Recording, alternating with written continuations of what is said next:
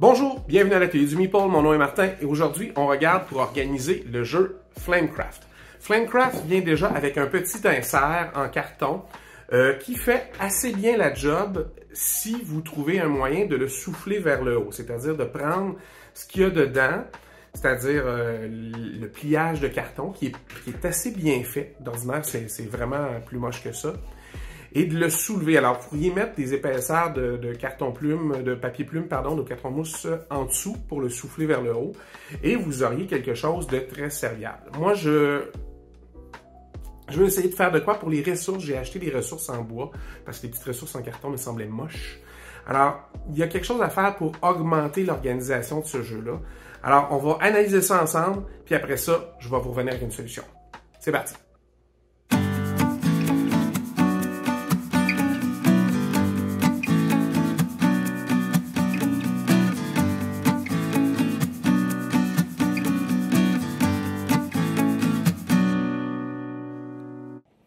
Regardons un peu ce qu'il y a dans Flamecraft. Dans Flamecraft, si vous avez regardé ma première vidéo sur mes impressions de mes premières parties, c'est pas compliqué. Il y a un petit plateau de jeu. Il y a des cartes et des cartes. Il y a les pièces de monnaie, que vous les ayez métalliques ou en carton. Il y a les ressources de jeu, qu'elles soient en carton ou en bois. Et vous avez les jetons. Moi, j'ai pas la version Kickstarter, alors je n'ai pas le... Dans la version de base, vous aviez pas la monnaie et vous aviez pas ça. Vous aviez des jetons, ça comme ça. Alors, je vais essayer de faire quelque chose qui peut être serviable pour les deux, disons. La seule chose, c'est que ceci n'est pas un mauvais insert en soi, mais j'ai été obligé de le souffler par le bas avec des cartons et du papier plume pour la simple et bonne raison que quand tout ça est entré dans la boîte comme ça, c'est très bas et que comme il n'y a pas de plateau, parce que le plateau est roulé ici, tout peut bouger. Alors j'avais mis là, des restants de leur truc, plus un carton mousse, un papier plume dans le fond.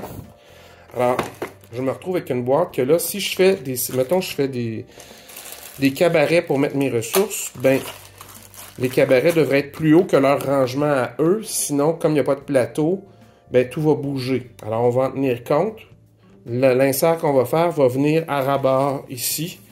Puis les plateaux qu'on va mettre dedans pour les ressources, ben, vont être plus basses.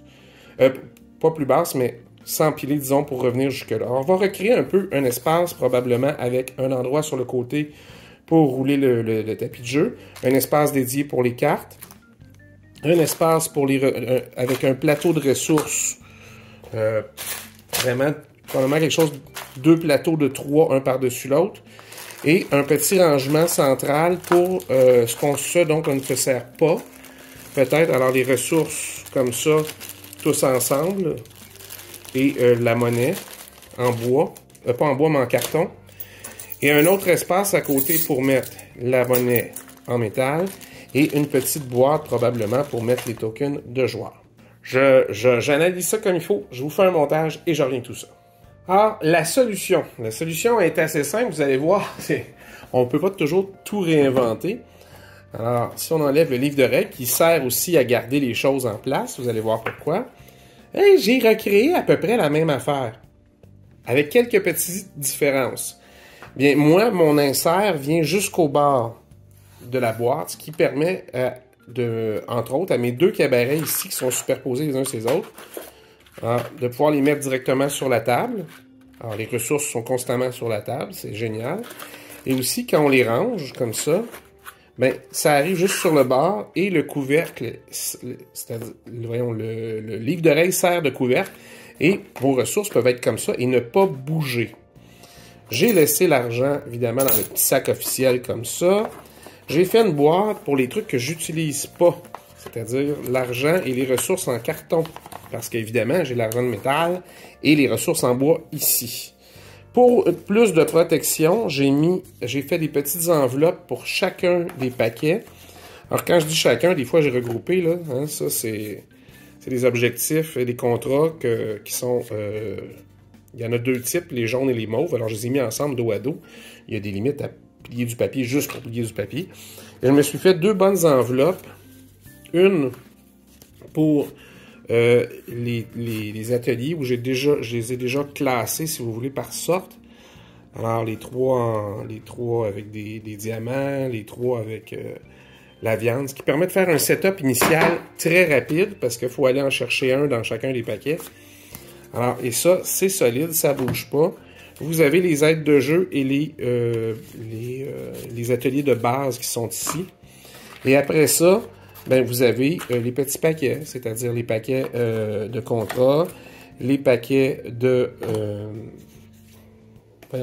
dragons artisans, si vous voulez, les dragons spéciaux en bleu, et vous avez les petits dragons de départ, ainsi que les petits aides. Là, vous avez des familiers, si vous voulez, là, qui peuvent vous aider. Là. Alors, ça, et j'ai pris un petit sac, tout simplement, pour les ranger ensemble. Sac du Dollarama, où j'ai les différents meeples de dragon avec les petits jetons qui servent à marquer vos points. Alors, tout ça rentre ici facilement, alors que vous le mettiez là ou là, c'est pas très grave. Mais ce qui veut dire que si jamais il y a des extensions, il y a de la place. Je sais pas à quel point je voudrais des extensions pour ce jeu-là. Il est correct comme ça. Mais on sait jamais. Alors voilà, vous avez quelque chose de super utile et super efficace.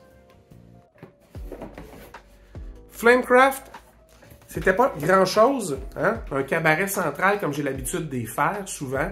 Et le cabaret central permet de subdiviser. Alors j'ai gardé le même espace pour le tapis de jeu. J'ai fait les trois mêmes sections, si vous voulez, qu'il y avait dans le jeu de base, dans l'organisateur. J'ai rajouté, bon, évidemment, des petites enveloppes pour les cartes. C'est toujours utile, ça fonctionne bien.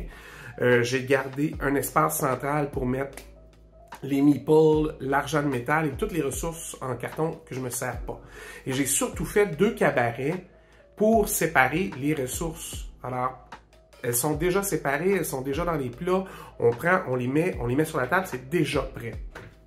Alors, je pense que cet insert-là va servir davantage à accélérer la mise en place qu'à démêler les choses. Les choses sont très faciles à séparer à l'œil, mais c'est quand même une action en moins.